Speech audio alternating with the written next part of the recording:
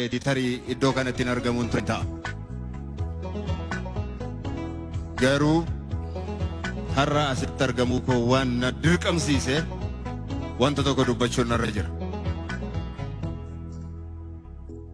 Torban darbee akkuma keenya namoonni baay'een namoonni hedduun lubbuun turan. Mucaan waggaa 6 akkuma keenya lubbuun ture.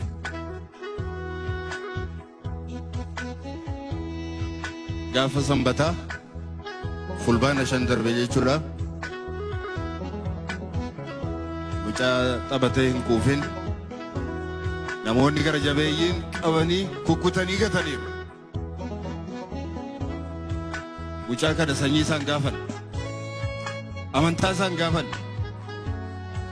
eessatti akka inni dhalate hin gaafan, eessa abbootii isaa haatii fi abbaan isaa eessaatti akka dhufan hin gaafan, dhaaba siyaasaa isaa kam keessa akka jiranis hin gaafan. Oromoo ta'uu isaa qofaatiin ol darbanii qalaniiru. Kun dhugaadha. Sababii sanarraan kan ka'e biyya kana keessatti, magaalaa kana keessatti, magaalaa Finfinnee keessatti wanta ta'e quba qaba.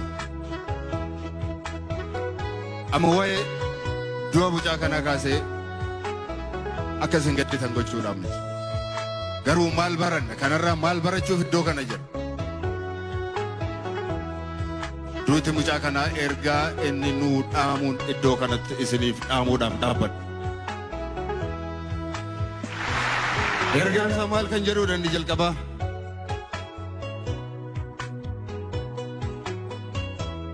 Kutaa adda addaa keessaa ba'uun garaagarummaa amantiin garaagara yoo ta'e, dhaaba siyaasaatiin adda adda yoo taatan, Oromoo yoo taatan, haleellaan isin irratti raawwatu garaagarummaa hin qabu tokkuma. Kanaaf Oromoon waan gara fuulduraatti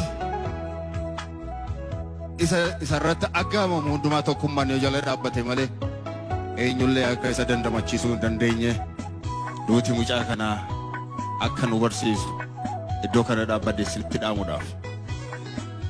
Kanaaf tokkummaan yoomiyyuu caalaan nu barbaachisa. Kanaafan dhaaban kalaayisa balaaleffachaa ture. Dhaaba xiqqaatu isa guddatus dararama adda addaan irraan ga'e. Fuula dura dhaabbadhee dubbachuudhaaf dirqama. Tokkummaan dirqama. Tokkummaan saba keenyaa dirqama ta'eera yoomiyyuu caalaa jechuudha. Kana jala mura isinitti himuu sababiin barbaade. Nuti akka saba Oromootti saba kamirraayyuu adda miti. Mucaan yeroo darbe wareegame kun Oromoo ta'uudhaaf hin filanne, Oromoo ta'uudhaaf hin gaafanne, garuu Oromoo ta'ee of argate. Sababii Oromummaa isaatiif wareegama kaffalee darbe. Nummoo har'a maaltu nurraa barbaadama? Ergaa lammaffaa duuti mucaa kanaa nuu dabarsu yoo jiraate, namoonni gara jabeeyyiin gochaa isaan raawwatan saba kanarratti isa ta'u, mucaa kanarratti gochaa isaan raawwatan akka lammata keessa hin deebi'amu. Duuti mucaa kanaa kan inni nu barsiisu, lubbuun darbuun isaa waan inni nu barsiisu, namoonni gara jabeeyyiin akka kanaa, uummanni akka walitti namu, sabi akka wal nyaatu, jeequmsi akka uumamu, biyyi akka baddu, maqaan akka nu baddu, Oromoon harkisaa akka inni dhiigaan xuraa'u, akka inni cubbuudhaan xuraa'u gochuudhaaf. Kanaatiif duuti mucaa kanaa kana keessa hin seeninaa, kanan hojjetinaa, karaa dabaa isaan hojjetan irra isin immoo hin deeminaa kan jedhudha. Duuti mucaa kanaa kan inni nu barsiisu, ergaan inni nu wali. Karaa warri hamaan deeman hin deeminaa. Akka isaan hojjetan nus kan hojjennu yoo taane nu maaliin isaan irraa adda taana ree? Maaliin adda taana? Nuti saba addaa ta'uuf hin jenna miti. Nuyi saba duudhaa addaa qabuuf hin jenna miti. Waan isaan hojjetan nus irra deebinee hojjennu yoo taane maal keenyatu adda yoos immoo. Kanaatiif saba koo waa tokkoon isinitti himuu barbaada, eessallee warri jirtan. Gochaa gara jabeena akkanaa hameenyiin warri hamaa hojjetan isin irra deebitaniin hojjetina. Harka keenya qulqullummaa isaa eegganna. Warra jibbaan nutti deemu jaalalaan mo'anna. Yeroo baay'ee muummichi ministeeraa hin kaasu. Ani kana sirriittan hirmaadha. Warra nu jibban jaalalaan mo'anna. Warra ulee nutti mirmirsan, meeshaa nutti mirmirsan, sodaannee tun taane gara laafinaan jaalalaan itti adeemnee obboleessaa maalan si godhe jennee gaafanna. Jibbaan ammaan booda jibbaan hin deemne. Jibbaan yoo deemne karaa isaan nuusaa kan daandii isaa sanarra deemaa jirra jechuudha. Karaa nuti akka nuti hordofnu barbaadamu isa kanadha.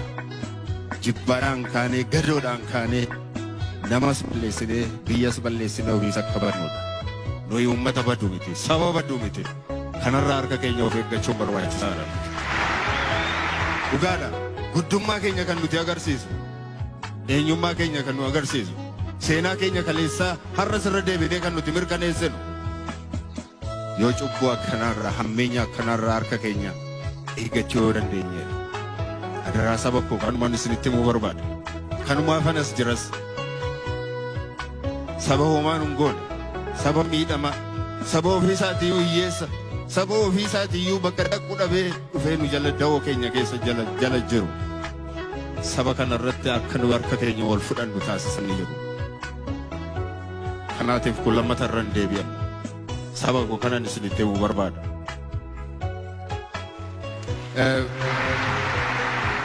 Kanaaf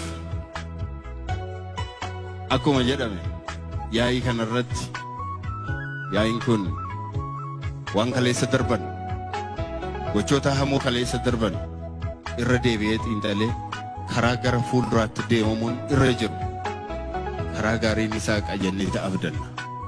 Ergaanis nu darbeera nuufis akka paartiilee mormitootaatti yookaan morkattootaatti akka amma dhagaa jirru dhaabni kun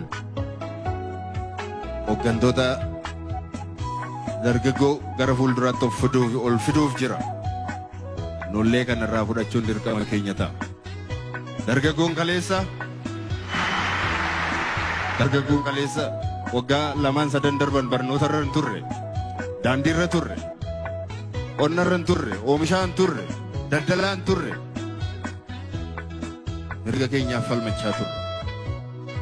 Seenaa kana raawwannee gara fuulduraatti dargaggoo mirga isaaniif falmataa turan, warra beekumsa qaban, warra saba isaaniif garaa